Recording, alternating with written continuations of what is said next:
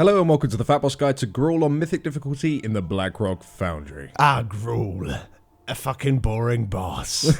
Oh, bless him. He's alright. He's not a bad first boss, but he is quite tight on DPS. He has become pretty much a patchwork fight where it's mainly a gear check more than anything else. The new abilities that have been added, they're pretty much negligible. You just move from them. It's nice and easy. So the fight is very similar to how it is in Heroic, and like Alex said, there's only one real ability that's been added, and most of the fight really is just dealing with overwhelming blows and Inferno Slice stacks, with both abilities again working exactly the same as Heroic. Apart from Inferno Slice, the debuff on it now lasts for 45 seconds rather than 30. So with that in mind, we actually recommend you bring 3 tanks for this fight, because it just makes it a lot easier for you to manage the stacks. For the rest of your composition, we'd recommend you bring 5 healers, and you could bring pretty much any DPS you like. Now, the enrage timer on this fight is tight. It's only 6 minutes long. If you're consistently hitting the enrage and you just don't have the DPS to do it, try drop a healer. You could drop a tank if you really wanted to, but in this video, we are going to be covering a 3-tank strategy. So if you do have the DPS to beat the enrage, 3 tanking is always going to be safer than 2 tanking it. So for this fight, what you'll need to do is set up 3 groups to soak the Inferno Slice. We have one group on the left with 6 players, one group on the right with 7 players, and a group directly behind the boss with 4 players. Now, the left and the right group should always take 2 Inferno Slices each, one after another, before the boss is going to be taunted into another group. Now, the group behind the boss, the one with only 4 players, they'll actually only be ever taking 1 cleave at a time. Now, you want this particular group to be made out of players that can reduce or immune the damage of Inferno Slice every single time, and keep in mind it has to be 4 players. If it is less than 4, everyone in that group will be one shot, even if you're using like anything. It's just like Blizzard are like, no, at least 4 people have to be hit, so make sure you do have 4 people there. What we do is that we use 3 mages and a hunter. The mages use Evidence every time, and the hunter can use Deterrence. You can also use external cooldowns on these players, like Pain Suppression, if for whatever reason their usual ability is on cooldown. You could also use things like Rogues with Cloak, Monks with Diffuse Magic, Paladin Bubble, anything that either immunes the damage or largely reduces the magic damage taken.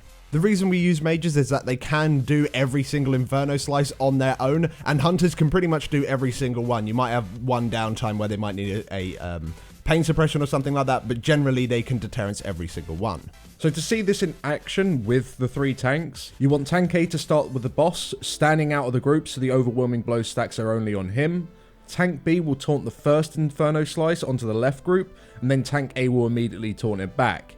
Tank B will then taunt for the second one, but this time Tank A won't taunt immediately back. Tank B will keep it, and he'll move into the location where the previous tank was so he can start getting his overwhelming blow stacks, and then Tank A will just move into a group that is not going to be hit by an Inferno Slice anytime soon. Tank C will then taunt the third Inferno Slice to the group behind the boss where the mages and the hunters are, and then Tank B will taunt back.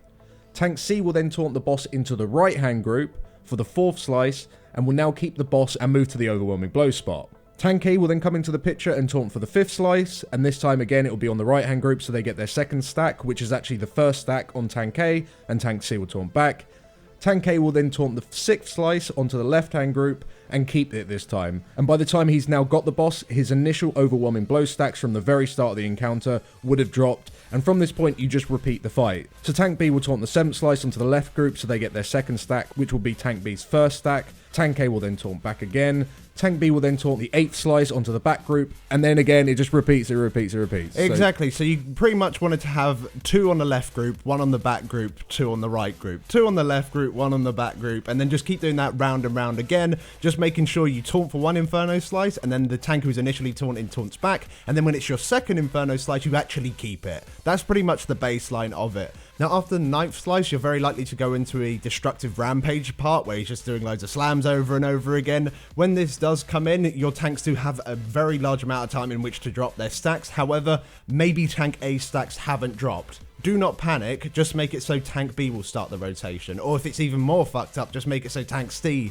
will start the rotation. Just don't panic, just remember that you just need to do the Inferno Slices as we've said. So just to reiterate what we've just said, keep rotating the stacks on each group, make sure both the left and the right group never go above 2 stacks, and the one at the back never goes above 1. This tactic just completely allows your Inferno Slices to stay low on the tank, and it generally just makes the overwhelming blows a hell lot easier to drop. If you did decide to only go with 2 tanks and use only 2 groups, the Inferno Slice stacks just go so high and it just becomes a pain to heal, and it means you're having to force to use healing cooldowns at set points. And if you combo this with other damage incoming, it's just horrible. So hopefully that's given you an idea of how to deal with the slices and the overwhelming blows. Probably went into it a little bit deep, but there we go. Let's move on and talk about the new mechanics that have been added. Now, every 15 seconds or so, furnaces on the outside of the room will shoot out orbs called flares. Now, if you're hit by these flares, you'll take a pretty large fire damage hit, as well as a debuff that increases the amount of fire damage that you take by 20%. And this stacks up, and of course, because the fucking slice is fire as well, it's bad. Don't get hit by that, is very, very bad. Also, a note about these little furnaces, if you are standing in front of them, the actual fire that they initially do also does damage to you. It doesn't put a debuff on you, but it actually does a little bit of damage to you, so try and avoid standing right on top of the furnaces. Another change that is in this fight is that the Petrifying Slam that turns you into stone, this now hits everyone in the raid instead of just a select few people. This doesn't affect your tanks though, so tanks, you don't need to worry about this ability. When this ability does come in, just make sure that you are spread so you don't blow up on people when you do turn into stone. And healers, keep in mind that this ability can come in very close to you just taking Inferno Slice damage. So people might be low and then this ability comes in, which means that you need to top these people super quick. Otherwise they can die. Now, overhead smashes just deal a little bit more damage and have a faster cast, so make sure you just react a little bit quicker to them. And the Rampage sequence, it is a good idea to actually use a healing cooldown, just so people are topped, because of course every time overhead smash comes in, it does damage to the entire raid. If like none of them have just gone out, it is likely people are going to be around like 50%, and if an Inferno Slice comes in, that could be like a one shot, so make sure those people are topped up with a healing cooldown. And the other thing really to cover is that cave-ins still occur. Just do what you did in Heroic, dodge them as much as you can, stand moderately spread so multiple people aren't damaged by them when they do spawn.